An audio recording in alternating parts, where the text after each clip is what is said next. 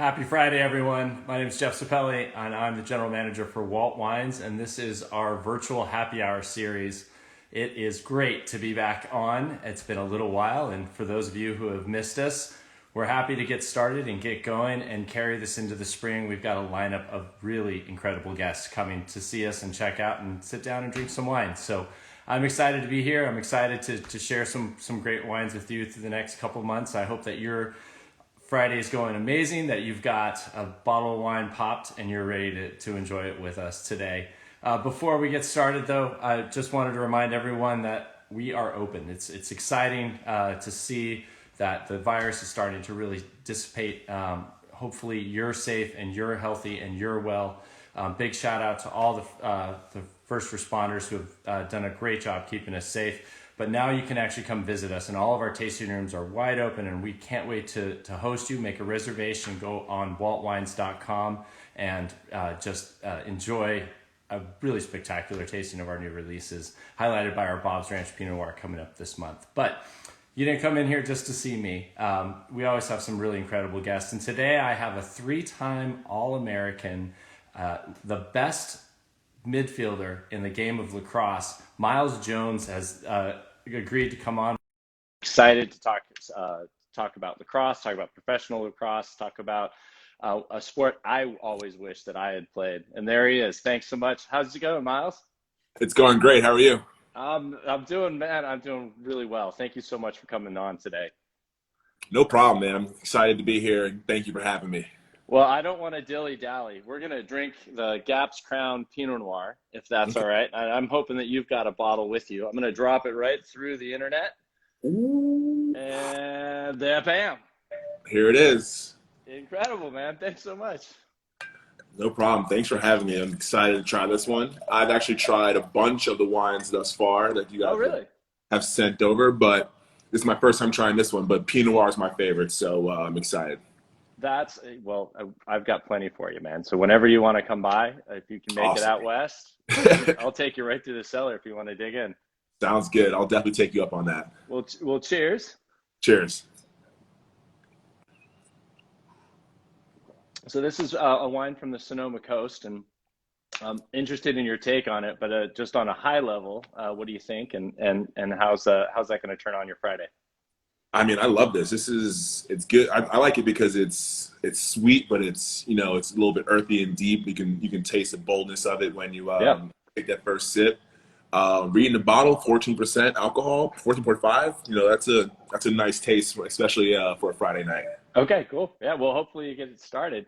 I wanted to make sure we had a big wine for you. You're a 6'5", 250-pound midfielder. Is that about right? That's about right. So we have our regional manager, and his name is James Ansey. He's actually probably watching right now. When he was a semi-pro lacrosse player about 20 years ago, what I asked him was, what do I need to know about Myles? He's like, this guy is bigger and faster than anybody that I'd ever played with. So how did you get into lacrosse, and how did you not become just like an automatic first-round linebacker? Yeah, I mean, my story's been well documented on how I started playing lacrosse, but it's, I grew up playing football and basketball with all my teammates, and funny thing is all my friends, when you're a young kid, friends are like the biggest thing and most important thing too. So, obviously playing sports, I naturally had a ton of friends, but my core group of friends that played my football team since I was 8, 9 years old, played my basketball team since we were 7, 8 years old, we all grew up together, and they all played lacrosse in the spring. All right. But for me, I just, I had hoop dreams like anybody who, grew up playing basketball. For sure. Someone asked me, hey, what do you do in the spring? And I said, I play AAU basketball. I'm pretty serious about it. And I play AAU basketball all the way into the summertime until we play football. And sometimes I was actually playing football and basketball in the same summer season. Right. So, someone asked me to play lacrosse, and growing up in Huntington, lacrosse is huge, massive sport. Great lacrosse players come from Huntington High School, come from all different, high schools in the township of Huntington. And I'd never heard of the sport. My dad had heard of it. He went to the same high school I did, but he was friends with a bunch of lacrosse players, but he never played either. One of my teammates, one of those guys that grew up playing football, just say, hey, listen, I got you a stick. Go get some pads and stuff from this store, and let's get you signed up for lacrosse. So I said, yeah. and the rest is history. I think I was in sixth grade around that point. Yeah, and you just went ahead and took kind of one of the toughest positions to play. You got to actually run the whole field, right? The rest, the forwards have to stay in the first half. The defenders can't cross the half line, so you've actually got to do the work, right?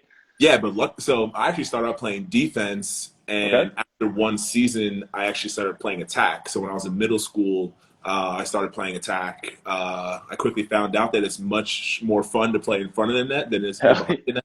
hell yeah. But I found a living playing in the midfield. Growing into my body, understanding my athletic ability, playing other sports, and understanding my athletic IQ, and it made me fall in love with the sport rather quickly. Yeah, no, absolutely. And the reason I'm kind of framing, I know all of your followers are probably looking at me going like, who is this guy? He doesn't knows nothing about lacrosse. I, I, I think I want to make sure that the Walt Wines fans that are coming in on the West Coast, lacrosse is not a big sport. And so, understanding, we had an All-American actually in my hometown in Novato. She just actually went out east, and that's really where the sport's dominated and played at the highest levels is really on the East Coast, if I'm right. Yeah. I mean, the sport has definitely grown. West Coast has been the beneficiary of the growth of the sport. They play in Oregon, all over California now. I've been up but in Vegas and coached. we're not taking it to the same level as you guys are. No, I mean, not it is yet. a But serious sport out there. yeah, I've had a couple friends come from the San Francisco and California area. They've done really big things, so that's always exciting to see. A bunch of my teammates at Duke were from the from San Francisco and that area. Okay. So, the sport is definitely growing. West Coast Stars and all those programs out there have done a really good job, building the sport, and it's exciting to see the sport grow from east and west, towards the middle. Yeah, no, for sure. I think, we're just, we're so used to having great weather all the time. I think on the East Coast, lacrosse was kind of this nice. It's a spring sport, if I'm right, but Yes. you can do it year round out there because you guys figure it out. Correct. Yeah, we we have lacrosse in the fall now, lacrosse in the summer, lacrosse in the spring. Guys go inside during the wintertime. Lacrosse has definitely found its niche on the East Coast. So, and if I'm right, you played for Walt Whitman. So That is right. Walt Wine. Walt Whitman. It goes together. Cheers to your high school, man. Yeah. I don't know if they drank a lot of structured, more powerful Pinot Noir out there, but hopefully some of your professors are chiming in today to say hi to you. I hope so. Yeah. So I know the first thing I noticed when we were doing the pre-show was you have a very incredible bottle of sparkling wine behind you. It's a little obscured off to your right now, but how did you get into wine? How did you get into wine, and what got you going? Because you are a man who knows a lot about wine. I could tell in the first 2 minutes. Yeah. I don't know what really got me into wine. Obviously growing up in New York, I had my fair share of Italian restaurants and fair share of Italian dinners. So, as I got older and was able to start drinking, it wasn't always, young guys, they always want to drink beer and liquor. Right. I just took a liking to wine for some reason. And then obviously one of my favorite athletes, LeBron James, loves wine. So that enticed me a little bit more to get to know different things about wine. Yeah. Hashtag King James if you're listening right now. Yeah, big fan.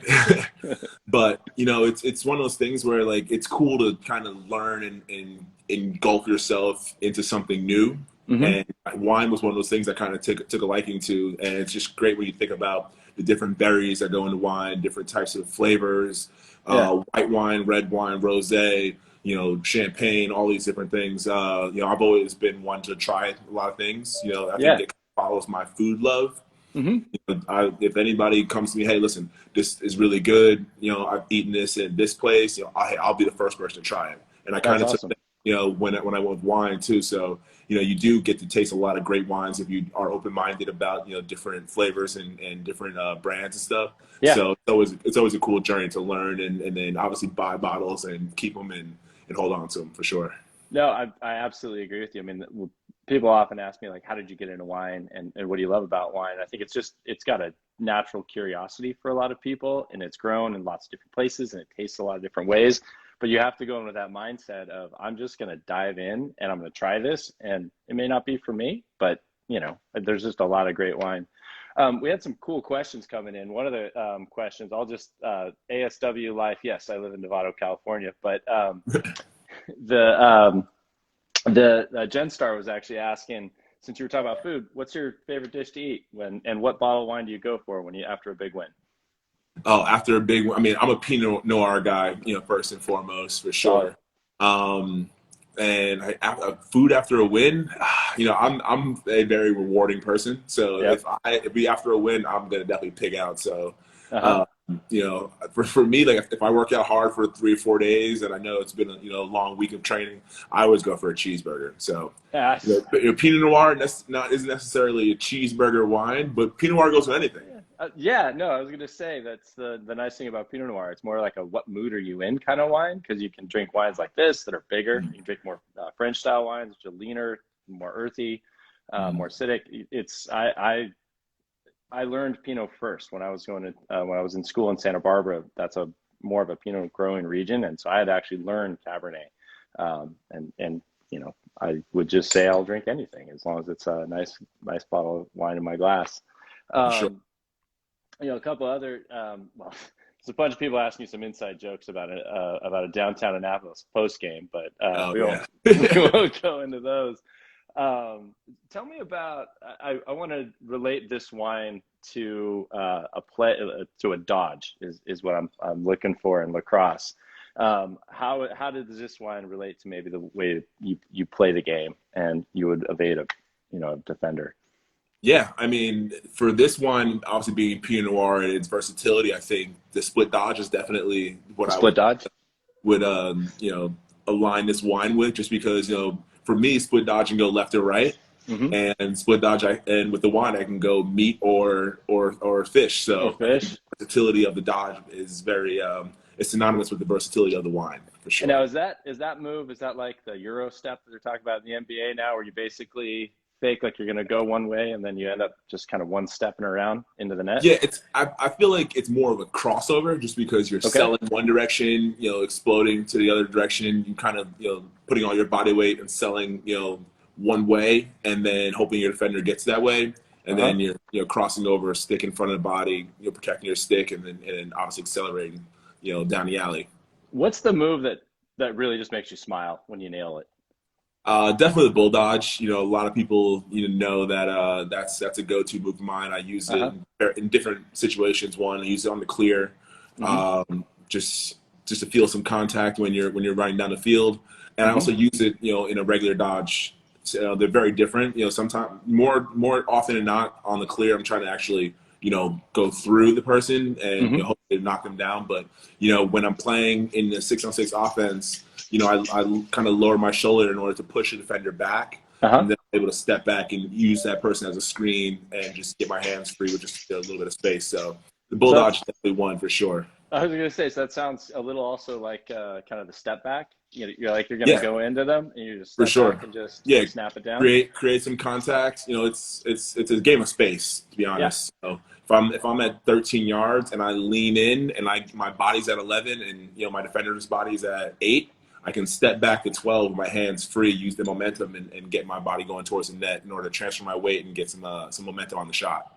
I am so I watched lacrosse as a kid. I never got to actually had a chance to play it. I'm super excited. You're making me really want to play. Yeah. When are you guys getting going, man? Like when's the season going to get started? Where are we going to be able to see you guys playing? Yeah, so we get down to training camp at the end of May. First game is the first weekend in June, and we play each and every weekend throughout the summer, heading into the fall. I think we ended the last weekend or second last weekend in September. We play at NBC Sports and NBC, so we do get some pretty good game time slots for games where we're on national television. We did really great numbers the past couple of seasons on national television on NBC Sports, and I think people are really excited to get to consume lacrosse on national television, and it obviously grows the game. Yeah, for sure. We didn't have a whole lot to do the last year, and so I actually ended up picking up some of those games that you guys played in Utah when you were playing in the bubble, and it was fun. I was like, yeah, this is cool. Like sports again. Like I'll just consume anything I can see on sports right now. So. Kudos for you guys for being able to pull that off, because I know the season was kind of. Yeah, that was huge. I mean, I think our league ended up winning Sports League of the Year, a big award that really was a testament to the front office and all those guys. They worked tirelessly to be able to have each and every detail lined up and ready to go for us. a lot of resiliency by the players. You know, we had to take it seriously when it came to quarantine. When we got there, we were on a strict schedule. We took a COVID test 3 days before before we flew there, got our results, got on the plane, took a COVID test right when we landed, stayed in our room for 24 hours, got the results. Had 3 days of practice. After 3 days of practice, we had another COVID test, got the results, played games, got the results. It was, I think I tested maybe 4 or 5 times between the time we left our house and the time we came home. So, we understand that it takes a lot of patience for us to get this thing going. But, I don't think anybody complained because, we knew that having a season for our sport and being able to play on national television when there weren't many sports playing. No, I mean, that was the great thing with you guys. You had a kind of a moment in time where you guys were able to just really be the star, and I thought that was really cool for what I was able to pick up. I think I caught a couple games. Yeah. But it was exciting. Well, I wanted to talk a little bit about the wine, give you a chance to try it.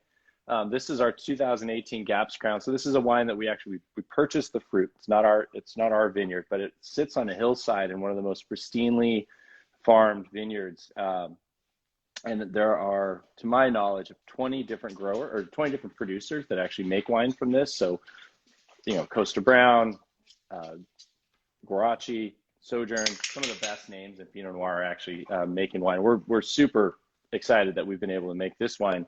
Definitely has more structure, more black fruit. Sits in an area called the Petaluma Wind Gap. So the berries here, and I would love it when you guys are done with the season, bringing out your teammates. I'd love to take you through harvest and show you some of these vineyards. But they're just tiny little berries full of a lot of power. And you end up with that textural quality, like you were saying, that boldness, that more structured type of Pinot Noir. And it's just, for me, this is, it's both great for people who are just getting into wine because I think it shows more bold flavors, more fruit. But also it's a real playful wine for a lot of people. There was someone who was just talking about the Shea Pinot Noir from the Willamette Valley. That's probably the other end of the spectrum. It's more lighter, more delicate, but still has some nice tannin to it. But it's harder, right? You want to, I think you kind of innately want to taste what you're drinking as a new wine drinker. I don't know. I don't want to speak for you. You've been drinking wine for years, but yeah, absolutely. It's especially when I first started tasting wine, what made me really want to get into it was that, as a young 21-year-old, I'm drinking wine. And it's like, oh, yeah, this is great. This is like adult grape juice. But as I started tasting different wines and, I can start tasting the difference. And I had my fair share of time in San Francisco where I, sat down with sommelier and I tasted wine and I put it down. I look at him. He's got this long description. I'm like, you know what? I want to be able to speak that language 1/10 of what he said. And, it kind of became something where I would ask somebody to explain the wine to me before I tasted it so that I could start to get the difference of it, wash my mouth out and then taste another one and then start to feel a difference between different wines. And, then I started wanting to learn more about it about myself, looking up grapes. I never thought that, I'd be looking up different grapes and how they look at you, man. Get to different flavors and stuff. It's great. It's definitely something that's really interesting to me for sure. It's a never-ending quest. That's what I would tell you. As someone who's in the industry, I learn every day something new. And I've been working for the Halls for 15 years. They're the owners of the winery. And so it's just really cool. Well, we got a couple other audience questions. Hope you can pour yourself a little bit more because it's Friday, like I said. Going for glass too. I want to ask you this question, actually. What's a bucket list goal for you in lacrosse? Like, what do you want to, like, when you're done with that goal, you're like, I did it. Yeah, I mean, I have been fortunate enough to, win a couple championships at Duke. My freshman sophomore year, that was 2013, 2014. Yep. It's 2021. It's been a long time since I hoisted a trophy. So, that's definitely a big goal of mine. Another bucket list to win a pro championship. I think this year is one of our best years to do it. I'm on a team that's loaded with talent. A lot of guys that, I'm excited to play with. Again, I think last year I was kind of learning how to play with certain guys. We were missing some pieces due to COVID. Yeah, I mean, we had a lot of guys. Everything's a COVID, right? Yeah, that's my favorite saying, due to COVID. COVID. I hear it 3 times a day. Yeah. So, for me, I'm playing with, Rob Pennell, a guy who's, you know, a Hall of Famer when it's all said and done. He just got traded to our team. You know, I'm playing with a guy who, you know, he and I kind of had, you know, a little bit of, you know, who's the best midfielder, you know, college. And Sergio Perkovic, and it's great to play with him because he's a great shooter. He's very versatile. He can dodge. He can shoot the ball on the run. And I think he is very excited to play with me because I'm a guy that dodges with my head up. I can throw the ball to him, and he lit it up this year from behind the arc.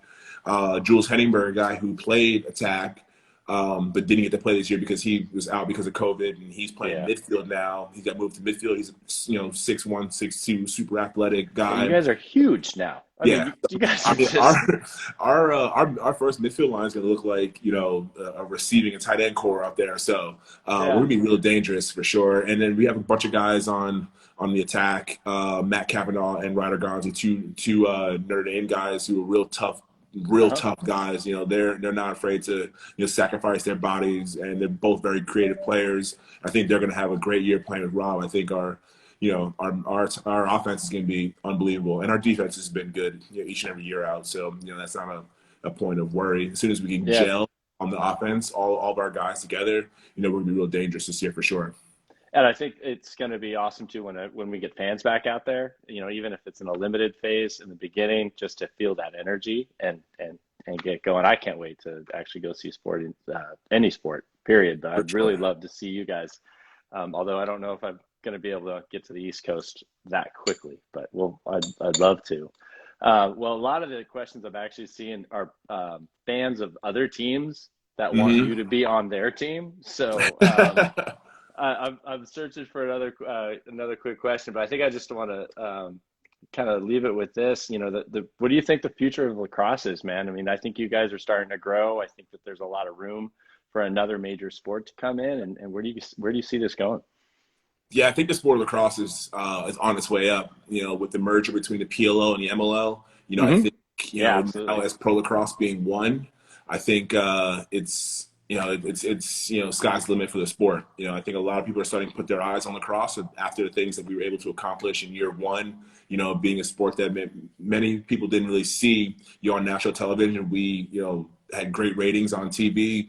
You know, from game one to the championship game, you saw a lot of great action, a lot of overtime games, a lot of 1-goal games, a lot of rivalries, fights, animosity between teams. So you saw it all. Year two, we played in the bubble, and it was nothing short of that. You know, there's a lot of high power competition, a lot of young guys coming in and making plays. You know, a lot of rivalries. A team that played in the championship went 0-4 in pool play, and they won all their playoffs games going up into the championship. The team that actually won the championship, they beat us in overtime, which was the actual rematch of the championship last year, and that team won back-to-back. So there are a lot of storylines in the sport of lacrosse right now, especially each and every year with new things happening between the maturation of the league, league starting, the merger, the teams winning championships, players getting traded. Each and every move that goes on in our league is blockbuster for the sport. And I think the people that are running the front office are doing an amazing job, just working hours that I would never want to work in order to put this thing on. It's it's more than just a sport for us, and more than just a sport for people that are consuming it. It's something new. It's exciting. The sport's fast. It's different from the college game. The sport is just something that I obviously love. You can tell for sure. I am about talking about lacrosse, but I think in the next 4 or 5 years, the sport's gonna be huge. So I want you to just make a prediction. 2024 Olympics. That's the hope. I think there were a lot of conversation about the 2028 being a solid year, but if we can get in 2024 Olympics, that'd be amazing. I think you guys could be, because they usually do exhibition first, and they try to pull some countries in to play it. I think you guys could be there. I don't know where it is in 2024, but I would love to see lacrosse as an Olympic sport. I think it'd be a lot of fun. Yeah, that'd be amazing. I'd definitely be working out and try and getting my body right for that, for sure. For sure, man. Well, hey, I just wanted to say you're like such a cool dude, man. I really appreciate you coming on. Really appreciate you sharing your time with us on a Friday night. I know you could be doing a lot of things, but we would love to send you some wine, and I'd love to have you and your teammates. Actually, by the way, a couple of your teammates were chiming in. A guy named John Roulette was it's trying to get a little shout out. Arlette. Yeah, he's a funny thing about Jack. He and I were teammates 2 seasons ago, and we played against each other in college. He was a freshman when I was a senior. Yeah, I heard a lot about how great he was going to be, and he was definitely a tough cover guy to go against, and I love his game for sure. Yeah, but he was a Tar Heel, so Tar Heel, so throw it to the side. Can't do it.